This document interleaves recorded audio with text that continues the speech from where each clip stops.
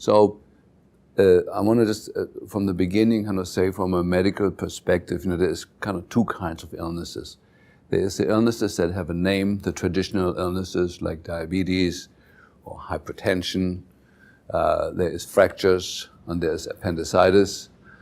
And then there is the much larger amount of illnesses that really go without a name, where the people feel they have lost their zest, they lost their enthusiasm, they lost their sex drive, they lost their joy, they don't dance anymore, they don't sing anymore. They're still living, but they're living sort of like a half-life. And our experience, of course, with the patients that we see is that every patient that we see is in that category. The main symptom, if I would put it in two words, is loss of zest. So it's not that people are suicidal, they just have lost the vibrancy of life, the color, the smells, the excitement, the sensuality of it. And we see that everywhere where we look, we see the same picture. I visit a lot of other colleagues and other practices, both here in the US, Canada, and in Europe, and see the same picture there. And so we, over the years, tried to distill down what is it really that has changed in illness and what is causing this strange state that we're in, that we're observing worldwide. And we really were able to distill it down to just a few factors. The main one being people have increasing numbers of chronic infections. We don't see the acute pneumonia very often or the acute staph infection. Yeah, those exist. They usually end up in the hospital, and the hospitals are doing a good job with the acute stuff.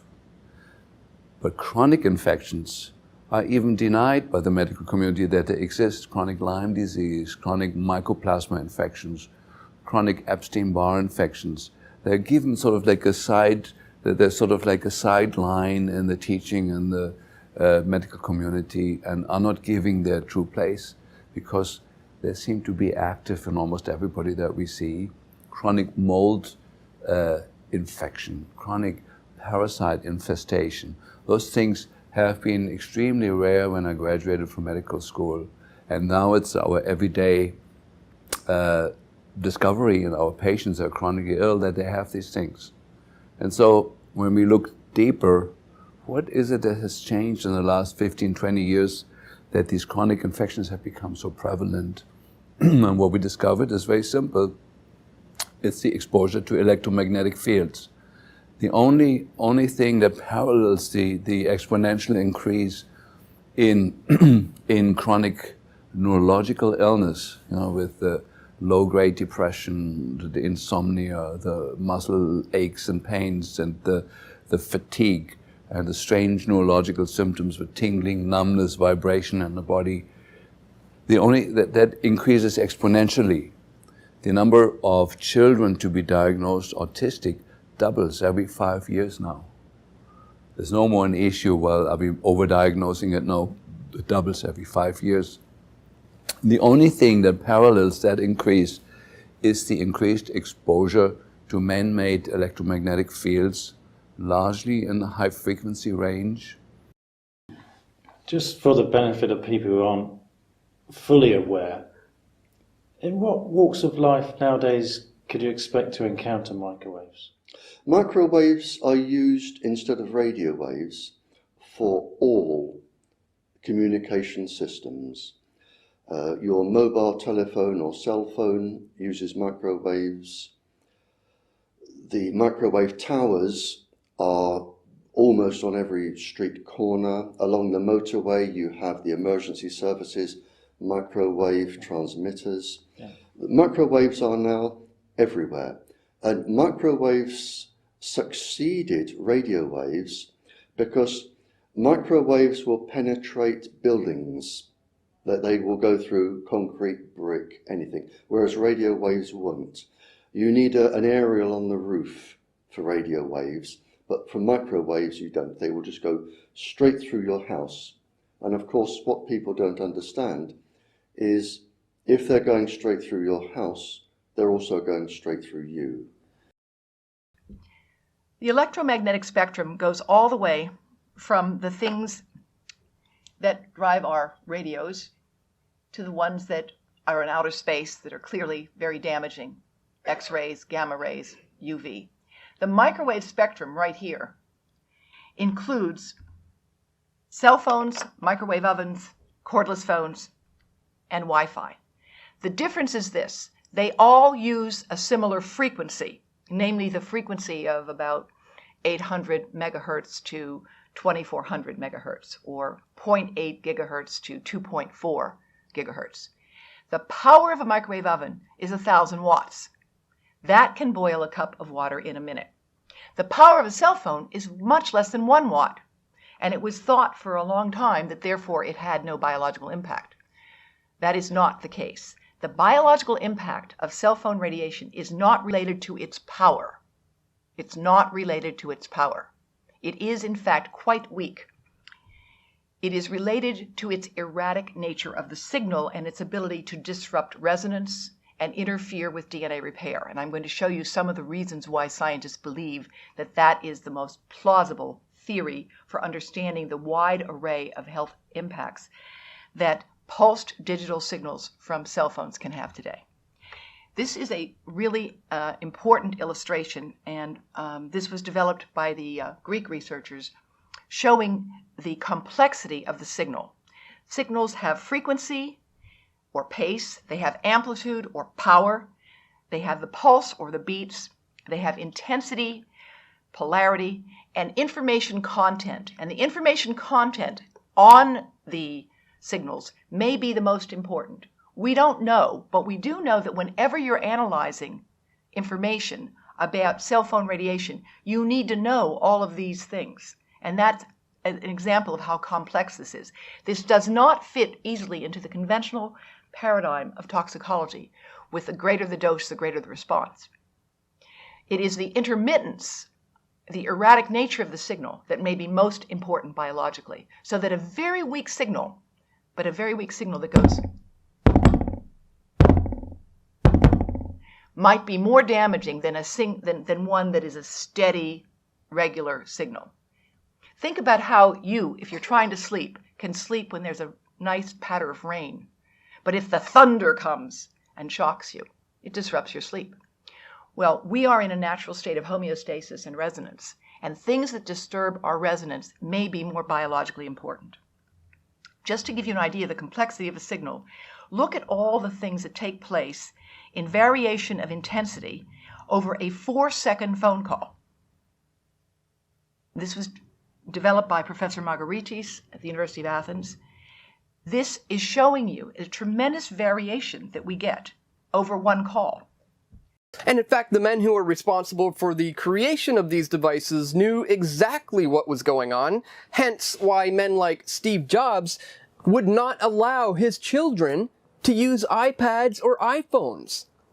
Bill Gates is also notoriously known to keep his children at a safe distance away from using these devices. So clearly they know something that you don't.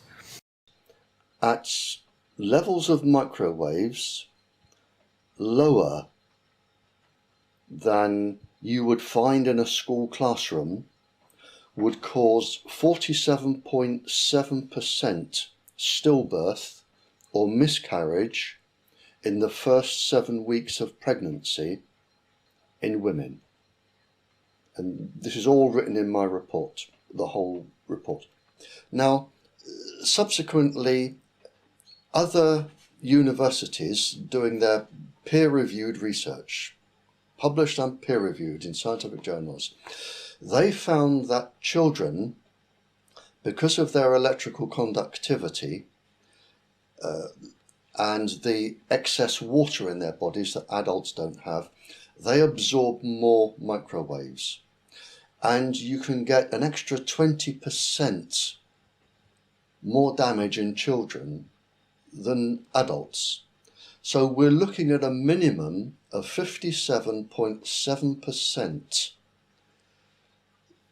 miscarriage, stillbirth, or genetically damaged children from the irradiation of the ovarian eggs in school children sitting in front of Wi-Fi for 25 hours a week. The one thing we know is this: cell phone absorption, and these are pictures not of heat, but of the distribution of microwave energy into the head.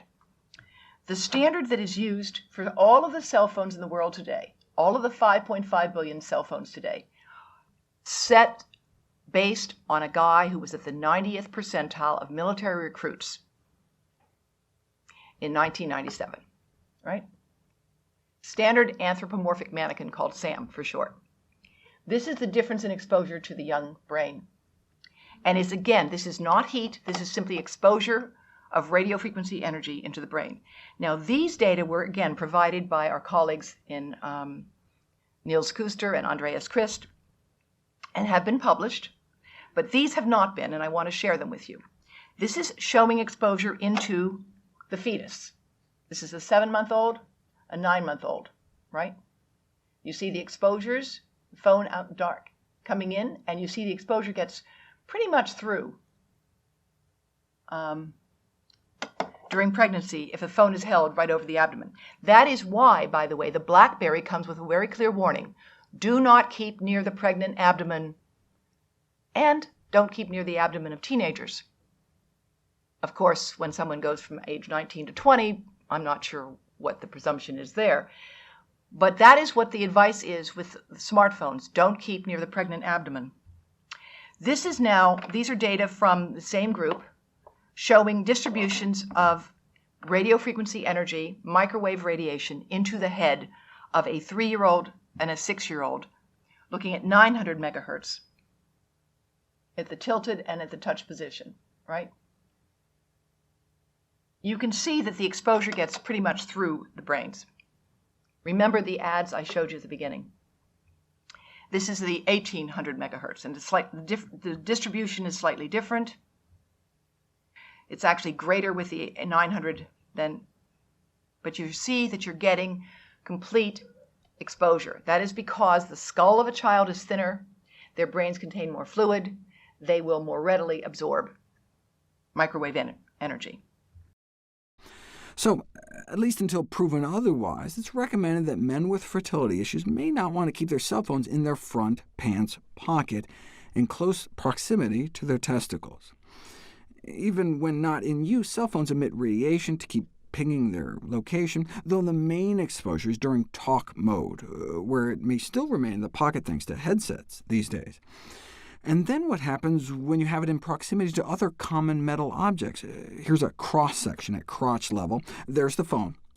You may have a metal zipper, key ring in your pocket. When all 3 objects were added, the SAR, the amount of radiation absorbed into the testicles, was generally increased, even approximately doubled. But that's only a problem if the radiation does actually damage sperm. How hard is it to just design a study where you just wave a cell phone over some human sperm in a petri dish to see if it's an issue? And here we go. Significantly more DNA fragmentation in sperm exposed to cell phone radiation, starting within an hour of exposure. Such a dramatic effect that they suggest women might not want to pocket their cell phones for a few days after trying to get pregnant so as to not put the sperm at further risk.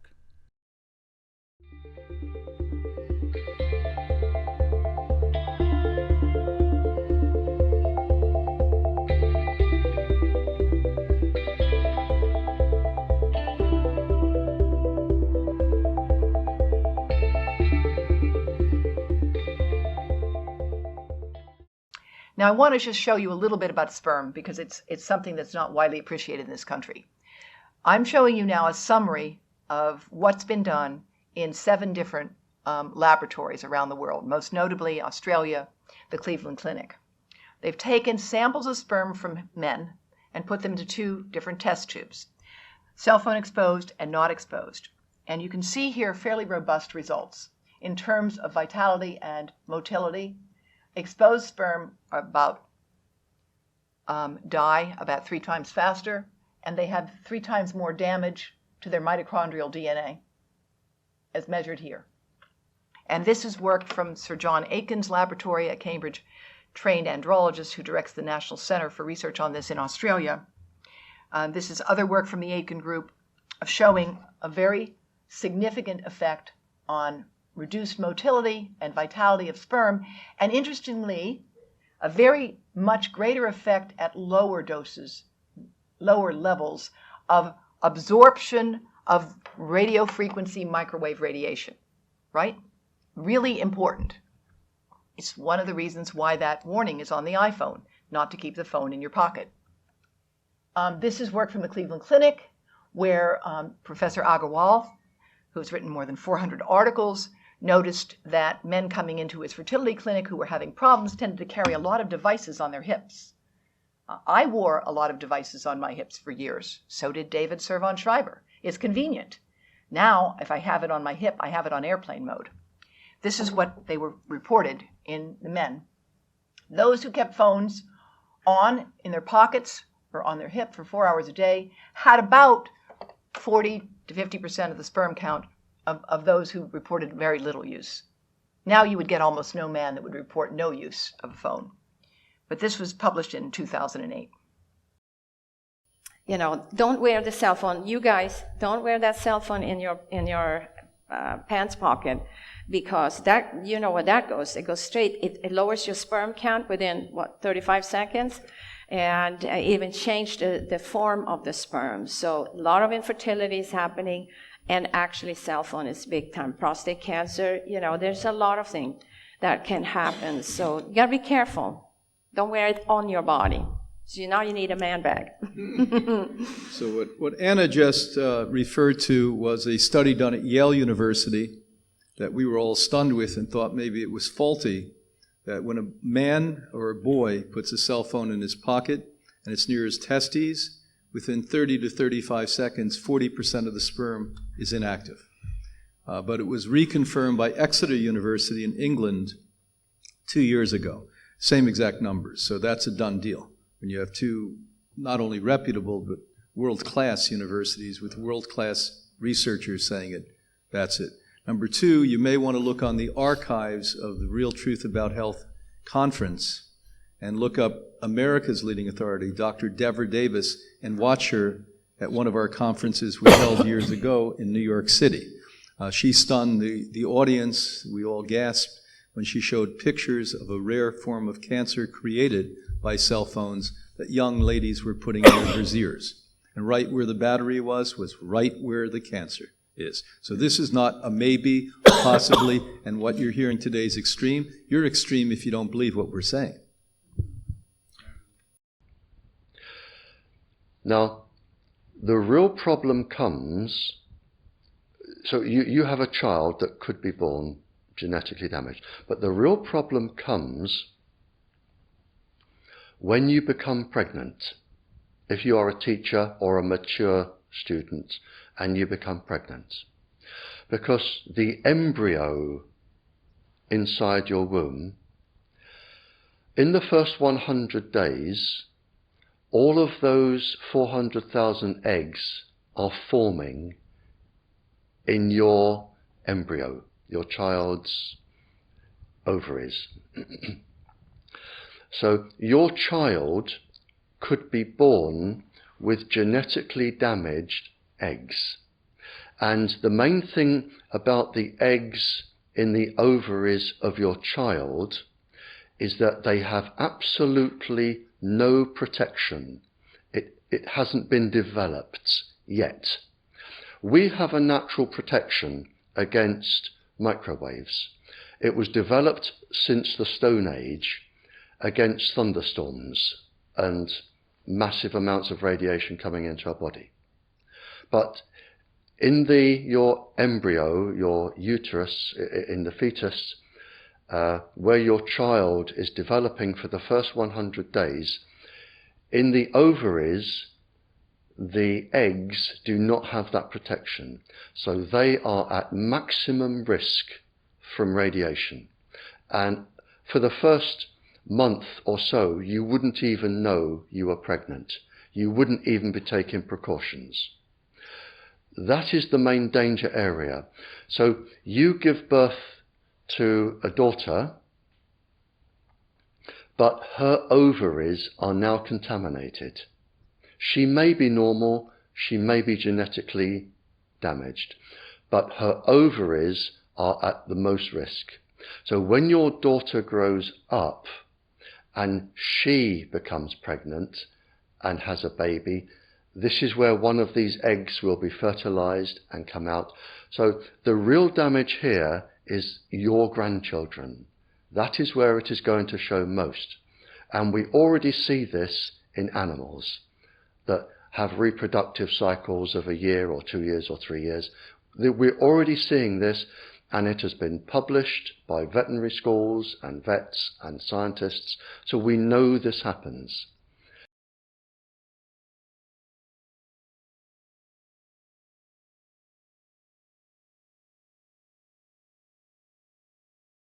You raised some very, very interesting points there, not least the disappearance of the bees, the colony collapse. Are they linked to the mobile phone industry? Yes, without a shadow of a doubt, and I'll tell you why. There are numerous papers now from beekeeping professors and scientists, and there is a brilliant mathematical paper which I read that everything about the poor bee is designed to be irritated by microwaves. The distance between the antenna, the size of the brain, the size of the body, they will all suffer resonance or unnatural vibration from microwave irradiation. The immune systems will collapse. The directional finding mechanism of the bee is destroyed. Mr. Secretary General, on the basis of the precautionary principle, I urge you to have these EMF emitting devices removed immediately from these buildings and to call a halt to any rollout of 5G at UN duty stations, because 5G is designed to deliver concentrated and focused electromagnetic radiation in excess of 100 times current levels in the same way as do directed energy weapons.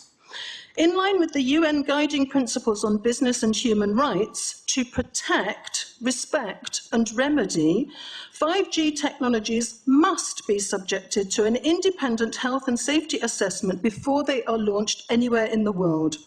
There is currently an international appeal signed by 237 EMF scientists from 41 nations, urging the UN and particularly the WHO to exert strong leadership in fostering the development of more protective EMF guidelines, encouraging precautionary measures and educating the public about the considerable health risks, particularly the risks to children and fetal development.